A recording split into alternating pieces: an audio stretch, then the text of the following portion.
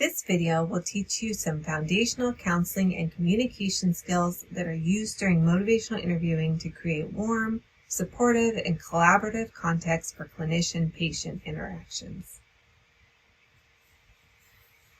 The OARS approach consists of 5 counseling techniques that with practice will help you become an effective listener and communicator during any type of interaction.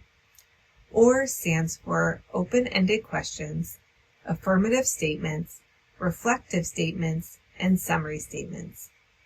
Let's talk through each one of these strategies individually. Let's first talk about open-ended questions.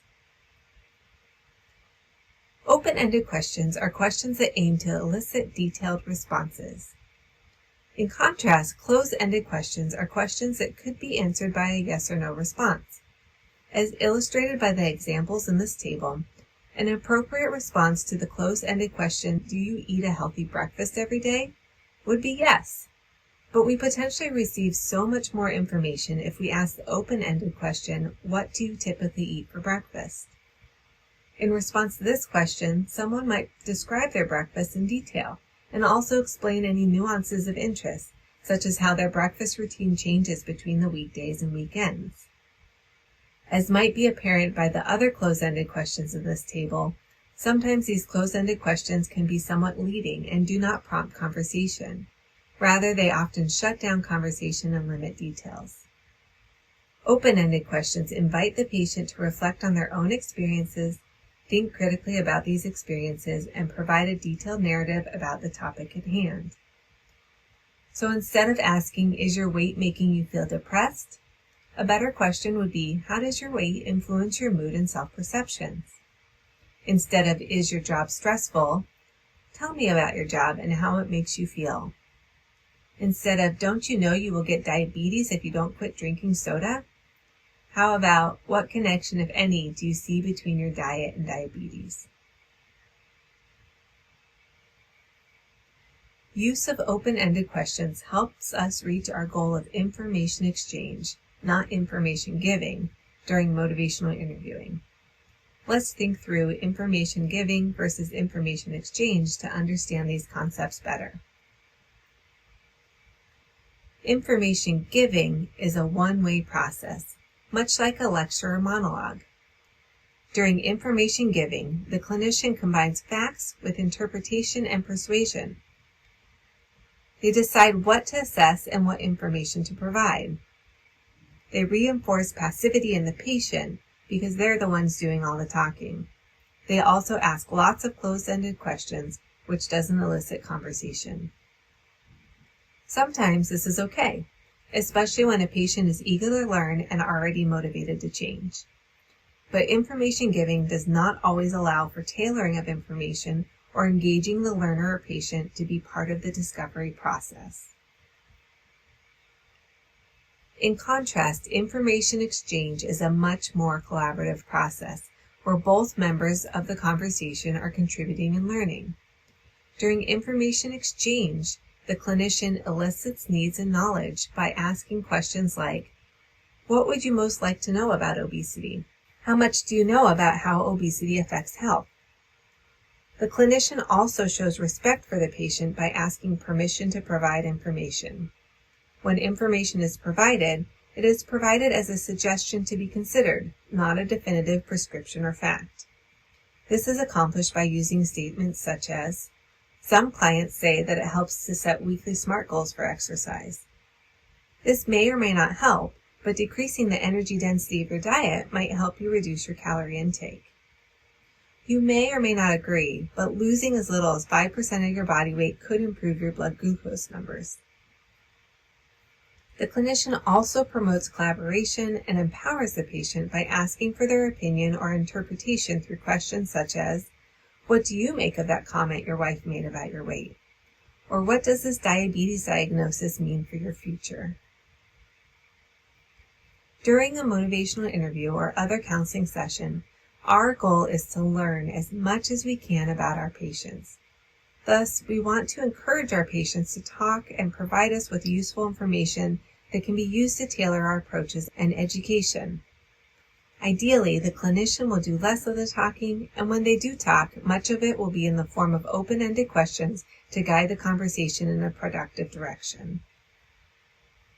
We saw many examples of information giving and closed-ended questions from the ineffective clinician, versus many examples of open-ended questions and information exchange from the effective clinician.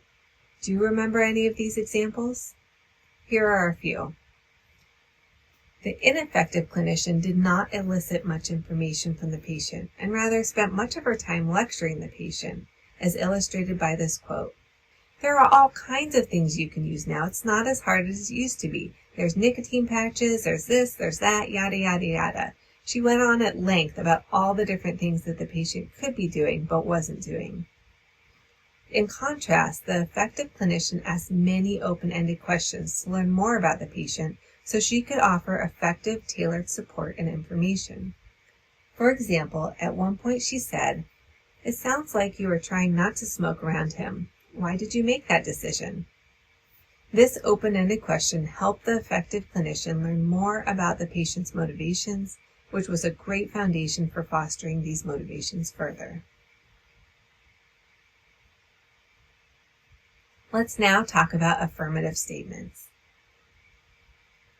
Affirmative statements are statements that acknowledge the patient's efforts and attempts at change. These statements are like little strokes of encouragement that help the patient focus on their strengths and abilities and the positive strides they are making towards change, no matter how little or seemingly insignificant they may feel those strides are. For example, if a patient were to confess, "I'm so frustrated, I only exercised once last week. I try to go, but then just don't. Sometimes I'll just stay in bed all day and don't want to get out." The clinician could affirm the patient's efforts by replying, "It must have taken a great deal of effort on your part to come in today, given you mentioned there were times you spend the entire day in bed. I know you are working hard to take care of yourself and want to improve your health." In this way, the clinician encourages the patient to stay positive and keep trying by focusing on their efforts. This optimism can be contagious and can help a discouraged patient feel hopeful that change is possible, even if it is hard. These affirmations also aim to help magnify strengths and motivations so that barriers and challenges are de-emphasized. Some other examples of affirmative statements include, "That was quite an accomplishment. You have really done well this week. Congratulations, you stuck with your plan. You are really putting a lot of effort into this. It took a lot for you to come in today, but you made it. You really handled that situation well." Overall, these statements express kindness, warmth, and support, all of which help build rapport with your patient and stoke their motivation by helping them feel they are making strides towards their goals. Reflective listening and reflective statements are an important way to help your patient feel heard and understood. During any conversation, you should be listening intently to ensure you hear and understand your partner's contributions to the conversation. Reflective statements are mini summaries that demonstrate you are listening and understanding what your patient is telling you.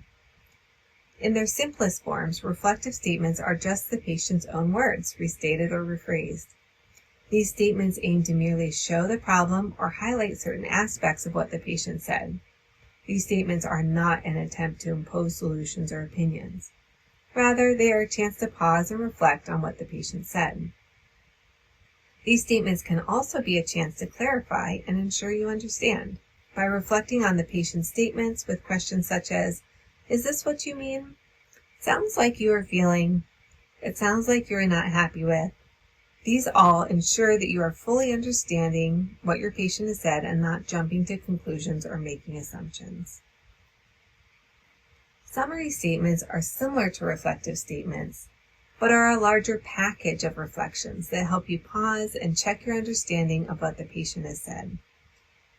These summary statements are also a great opportunity to pull together several different thoughts the patient conveyed throughout the conversation, to highlight strengths, motivations, and benefits of change. As an example, a clinician could summarize a conversation about a patient's diabetes concerns by saying, "So to summarize, what I've heard you say is that you have been more concerned recently about your diabetes. You want to get control in order to feel better and prevent complications. You also have a significant motivation in your grandchildren. You want to feel good enough to enjoy spending time with them. On the other hand, you are feeling overwhelmed with fatigue, as you said, and you are having a tough time right now.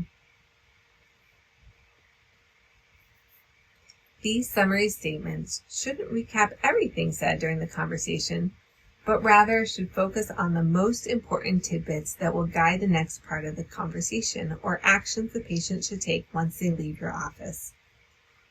The clinician chooses what to include and emphasize, and this most likely includes the patient's concerns about change, the problems they've recognized, their optimism about change, and any ambivalence they're still feeling. Overall, these summary statements can be a really important way to leave a lasting impression on the patient by creating a clear memory of the conversation and highlighting the most productive aspects of the conversation that will support their motivation and change efforts. Do you remember the OARS strategies from the Effective Physician? I encourage you to go back and rewatch these videos to see if you can identify her use of open-ended questions, affirmations, reflective statements, and summary statements. There are many great examples. Here are just a few. At one point she says, "You have a lot of things going on, and smoking is a great way to relax and de-stress." This reflection helped recap the patient's feelings about smoking. "Right now it feels too difficult to manage or try." This statement provided some empathy and reflected on the patient's feelings about trying to change. "The risks were so scary then that it forced you to stop, but they are not so scary now." This statement also reflected on the patient's feelings about her motivations to stop smoking when she was pregnant versus now. As an example of an effective summary statement, toward the end of the conversation, the clinician said, "It sounds like there are a lot of reasons why you would like to quit. You've been successful at quitting in the past, but you're just feeling a little bit hesitant about your ability to do it. Where do you think we should go from here?" This summary was really effective for helping the patient direct the next step. She responded with, "I don't know. I'd like some help. I just don't know what kind of help I need." This then led to a really productive exchange about what types of help were available and which direction felt like the best fit for the patient.